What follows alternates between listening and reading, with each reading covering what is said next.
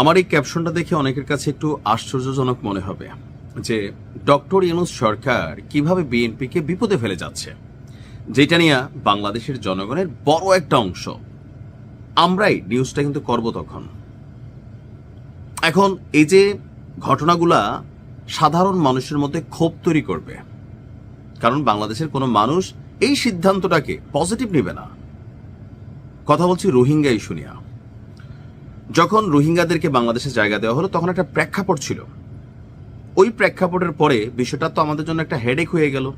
ভাই, রোহিঙ্গাদের প্রতি আমার কোনো অ্যালার্জি নেই, আপনারা বুঝছেন, বাট জাতিগত হিসাবে, রাষ্ট্র হিসাবে আমরা চাই আপনাদের রাষ্ট্রে যত দ্রুত আপনাদের যাওয়ার সুযোগ আছে ততটুকুই যাওয়া উচিত, তাই না?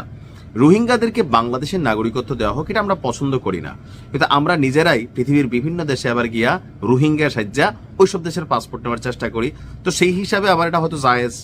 বাঙালি পৃথিবী জুড়ে কি ছাগেন যাবে, রোহিঙ্গাই তো সাজেন, তাই না? রাজনৈতিক মামলা। বাট আমি বলতেছি কোন জায়গায় ঘটনা, অন্য জায়গায়। সৌদি আরবে আপনার ৬৯,০০০ রোহিঙ্গা বসবাস করে। সেই ৬৯,০০০ রোহিঙ্গাকে বাংলাদেশি পাসপোর্ট প্রদানের একটা চাপ ছিল সৌদি সরকারের পক্ষ থেকে, যে তাদেরকে যেন বাংলাদেশ পাসপোর্ট দেয়। এটা আওয়ামী লীগ সরকারের সময় থেকে চলমান। তো এখন এই যে চলমান প্রক্রিয়াটা আওয়ামী লীগ কিন্তু করে নাই, এখন এটা এসে পড়ছে কার কাঁধে? ডক্টর ইউনূস সরকারের কাঁধে। তো আমাদের স্বরাষ্ট্র উপদেষ্টা যে বক্তব্য দিয়ে আসছেন, এটা তো একটা আশ্বাস কি, রাষ্ট্র টু রাষ্ট্র একটা কিন্তু বক্তব্য, কূটনৈতিক বক্তব্য। এখন এই বক্তব্য তিনি যখন দিয়ে আসতেছেন, আশ্বাস দিয়ে আসতেছেন, এই সরকারও তার মেয়াদ নাই, তাহলে কার কাঁধে চাপবে? বিএনপির কাঁধে। তো বিএনপি যদি আইসা এই ৬৯,০০০ রোহিঙ্গাকে পাসপোর্ট দেয়, জনগণকে এটা পজিটিভ নেবে? অবশ্যই না। বাংলাদেশি পাসপোর্ট প্রদানের প্রক্রিয়া দ্রুততর করার আশ্বাস দিয়েছেন স্বরাষ্ট্র উপদেষ্টা লেফটেন্যান্ট জেনারেল মোহাম্মদ জাহাঙ্গীর আলম চৌধুরী। আমার মনে হয় যে ভাইকে স্বরাষ্ট্র উপদেষ্টা না বানাইয়া মানে কমেডি উপদেষ্টা বানানো দরকার ছিল। মানুষ কিন্তু নাইস, আবার চিনসও আছে, আমার কাছে ওনারা কিন্তু ভালো লাগে, বাট স্বরাষ্ট্র উপদেষ্টার যে পদটা, এটা একটু ভারী টাইপের পদ। গেল 15ই জানুয়ারি সচিবালয়ে, স্বরাষ্ট্র মন্ত্রণালয় তার কার্যালয়ে বাংলাদেশে নিযুক্ত সৌদি আরবের রাষ্ট্রদূত ডক্টর আবদুল্লাহ জাফর বিন আবিয়া, ওনার সাথে সাক্ষাৎ হয়। তো সৌদির যে এত ফিরিতি, তোরা প্লেন দিয়া লয়ে যাস না কেন? আর তারা তো সৌদিতে আছে, এত বড় দেশ, কোন এক মরুভূমিতে দিয়া দে বাবা। মানে কেউরা নিজের কাঁধেই বিপদ দিতে চায় না। এরা কোথায় আছে আপনি দেখেন।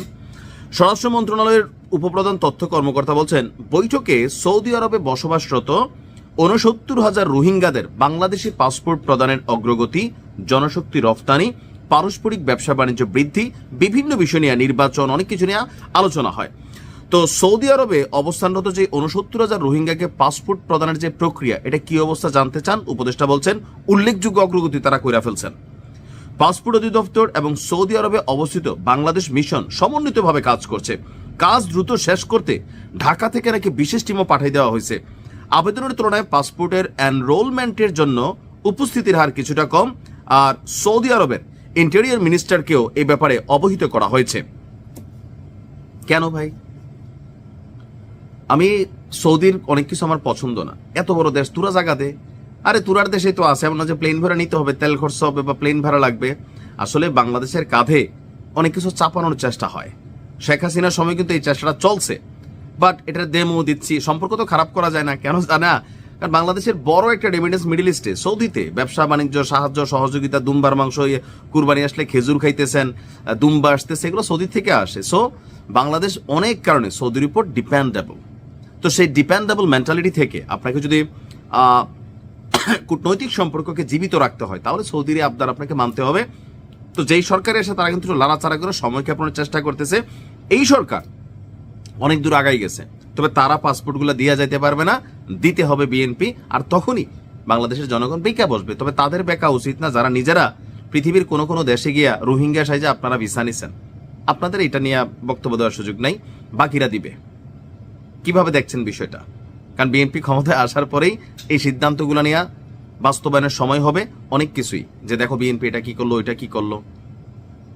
ভালো থাকুন, আসসালামু আলাইকুম।